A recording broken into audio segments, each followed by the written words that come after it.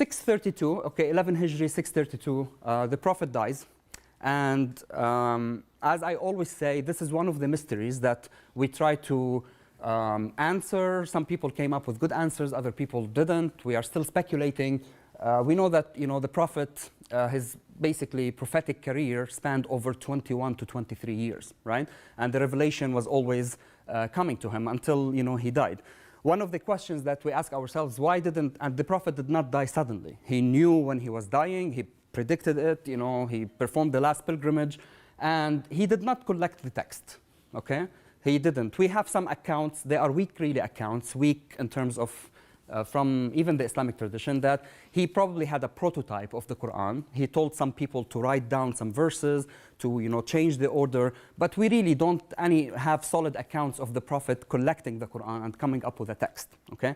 So that's, let's say, a fact that we don't have. Even if he did, of course, we don't have this collection. So the Prophet dies and the text was not collected together. So we have first, you know, the first caliph and then the second caliph. They were busy with the wars and, you know, establishing the new Islamic government. And then the third caliph, Uthman, and this is what we call the major collection of the Quran, happened during his time. Okay, and this is the year 47 Hijri, Islamic calendar, around 656. So this is roughly 30-something years after the Prophet dies. Okay, so now according to the major narrative, the Quran was collected, you know, around 35 years after the Prophet died.